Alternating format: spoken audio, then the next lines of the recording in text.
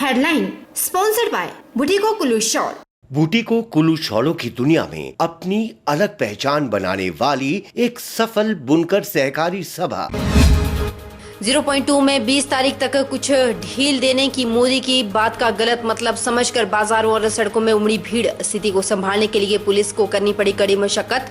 सख्त नाकाबंदी कर लगभग 2 घंटों की मशक्कत के बाद हालात में आया सुधार। पठानकोट के बॉर्डर एरिया कंडवाल में प्रशासन पूरी तरह से सख्त। पुलिस और स्वास्थ्य विभाग की हर आने जाने वाले लोगों पर पैनी नजर। स्वास्थ्य और पुलिस विभाग थर्मल गन से शरीर की टेम्परेचर को कर रहे रिकॉर्ड।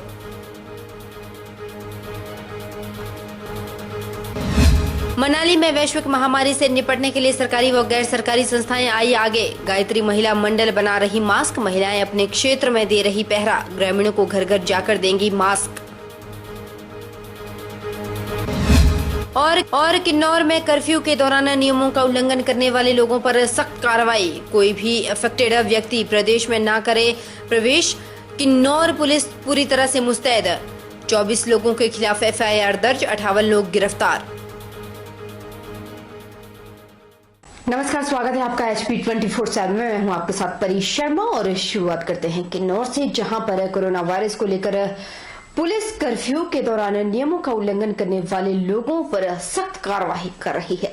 जिला किन्नौर में कोई भी अफेक्टेड व्यक्ति प्रवेश न करे, इसके लिए किन्नौर पुलिस पूरी तरह से मुस्तैद है। किन्नौर पुलिस ने अब तक 24 लोगों के खिलाफ कर्फ्यू के नियमों की अवहेलना करने पर FIR दर्ज की है और इसमें 58 लोग गिरफ्तार हुए हैं। जिले में 281 वाहनों के मोटर अधिनियम के तहत कर्फ्यू उल्लंघन के चालान किए गए और 10 वाहनों को जब्त किया।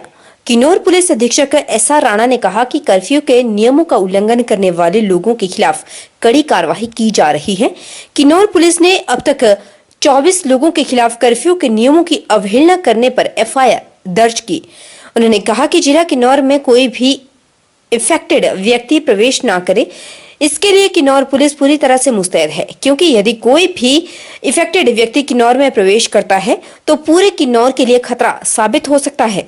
उन्होंने कहा कि इसलिए सब मिलकर प्रयास करें कि कोई भी इफेक्टेड व्यक्ति को किन्नौर में प्रवेश करने से रोके और किन्नौर सुरक्षित रहेगा।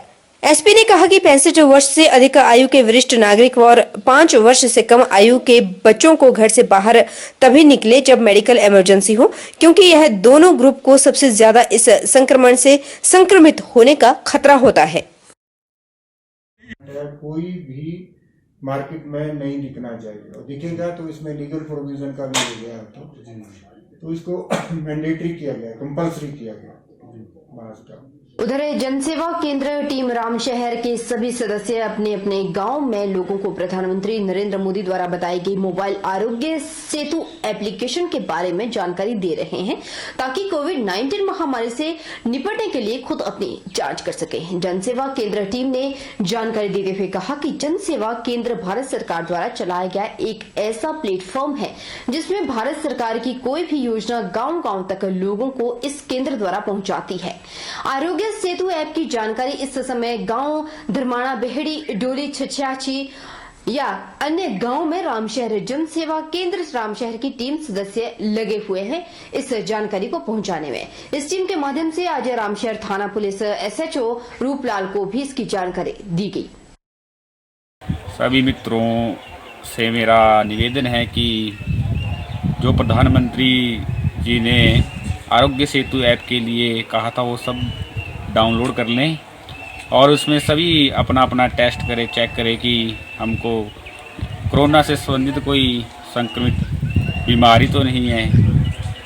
इसके बारे में हमारे युवा मुकेश कुमार जी हमारे को भी पूरी पंचायत को जागृत कर रहे हैं और धीरे धीरे हमारी पंचायत के जितने भी लोग हैं सब इसको डाउन। मैं और जो जन सेवा केंद्र के प्रमुख पवन कुमार जी हैं संचालक, उन्होंने जो कि हमने आरोग्य सेतु ऐप सबके फ़ोन में इंस्टॉल करवाया है, ताकि लोगों को ज़्यादा से ज़्यादा जानकारी हो इसके बारे में। क्योंकि इससे एक फ़ायदा है कि जो जितने भी प्रकार के जो टेस्ट होते हैं, जैसे खांसी, बुखार, जुकाम, इससे रिलेटेड लोगों को अवेयर मतलब कर दिया जाता है। बता रहे हैं कि आरोग्य सेतु ऐप के बारे में कि किस प्रकार इसको एप्लीकेशन को चलाना है और इसके क्या फ़ायदे हैं।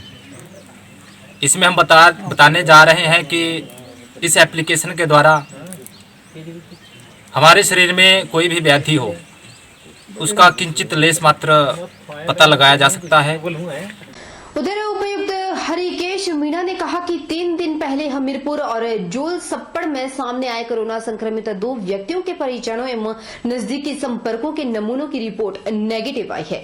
उन्होंने कहा कि गत 18 अप्रैल 2020 को दोनों संक्रमित व्यक्तियों के परिजनों एवं प्राथमिक संपर्कों के 101 नमूने जांच के लिए डॉक्टर राजेंद्र प्रसाद राजकीय मेडिकल कॉलेज टांडा भेजे गए। इनमें से 92 की रिपोर्ट प्राप्त हो चुकी है और सभी नेगेटिव है।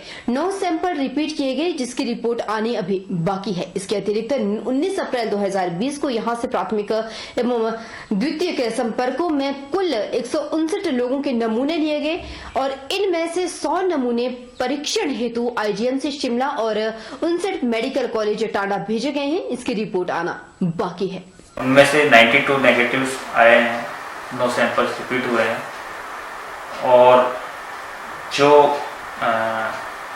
2 पॉजिटिव केसेस हैं उनके जो नियर बाय फैमिली मेंबर्स हैं, चाहे वो हस्बैंड है चाहे वाइफ है, चाहे डिफरेंट मेल और फीमेल पॉजिटिव थे, तो उनमें सभी परिवार वालों के नेगेटिव सैंपल्स आए हैं।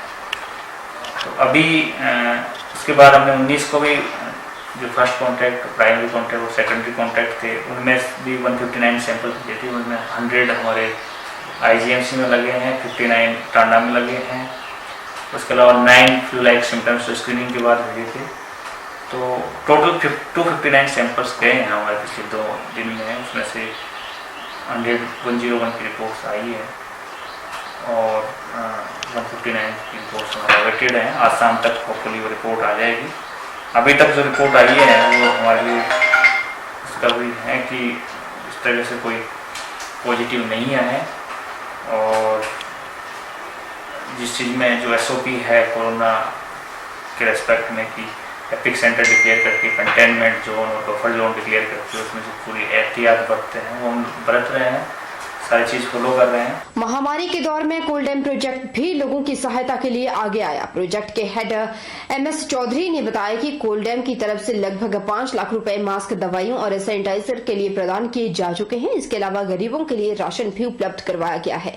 उन्होंने कहा कि 3 लाख रुपए और स्वास्थ्य सेवाओं के लिए उपलब्ध करवाए जा रहे हैं और कोल्ड डैम भी इस विपदा की घड़ी में प्रशासन और सरकार के साथ खड़ा है। कोल्ड डैम द्वारा अब तक 5 लाख रुपए की सहायता मेडिकल इक्विपमेंट के रूप में अथवा सैनिटाइजर एवं खाद्यान्न के रूप में बांटा जा चुका है। इसके अतिरिक्त लगभग 3 लाख रुपए की मेडिकल सामग्री एवं खाद्यान्न प्रोक्योरमेंट प्रोसेस में है। इसके अलावा कोल्ड डैम के एनटीपीसी के कर्मचारियों ने खुद ब खुद धनराशि इकट्ठा करके आसपास के गांवों के जरूरतमंद 250 लोगों में एक सप्ताह का राशन आवंटित किया है। प्रधानमंत्री नरेंद्र मोदी के द्वारा 3 मई तक देश भर में लॉकडाउन घोषित किया गया है। पीएम ने अपने संबोधन में 20 अप्रैल के बाद लॉकडाउन के दौरान कुछ क्षेत्रों में छूट दिए जाने की बात कही थी। इसी के मद्देनजर केंद्र सरकार और प्रदेश सरकार की गाइडलाइंस के अनुसार मंडी जिला में भी कर्फ्यू के दौरान ग्रामीण और शहरी क्षेत्र में सशर्त छूट दी है। कौन कौन से क्षेत्र में किस प्रकार की छूट दी जा रही है, इसके बारे में उपायुक्त मंडी ने विस्तार से जानकारी मुहैया करवाई।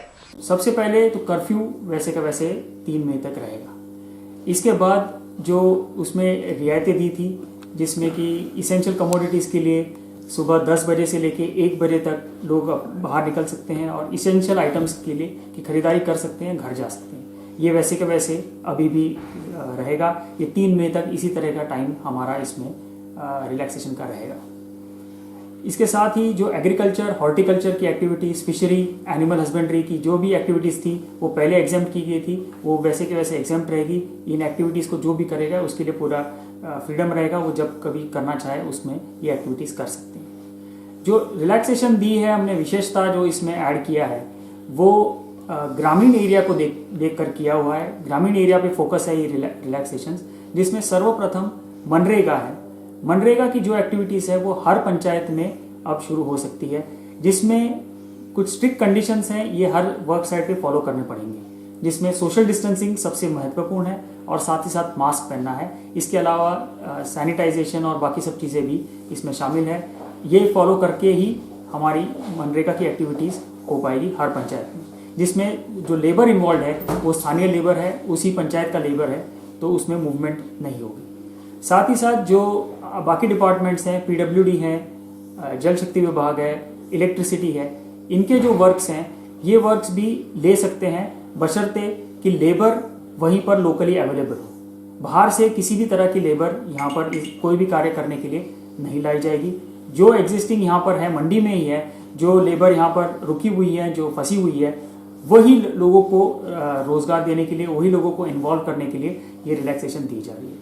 तो ये कार्य जो है वो किए जा सकते हैं। इन सभी कार्यों को, जो भी प्रोजेक्ट स्पेसिफिक कार्य है, उन सभी के लिए स्पेसिफिक DC मंडी की फिर से परमिशन लेनी पड़ेगी individual case to case basis पे, और तभी वो वर्क जो है वो शुरू कर सकते हैं। साथ ही साथ इंडस्ट्रीज, जितने भी हमारे इंडस्ट्रीज हैं ग्रामीण एरिया में, रूरल एरिया में, और जो इंडस्ट्रियल हमारे हब्स हैं, जो इंडस्ट्रियल स्टेट है, वहाँ पर जितने भी इंडस्ट्रीज हैं वो भी अपनी इंडस्ट्रीज शुरू कर सकते हैं।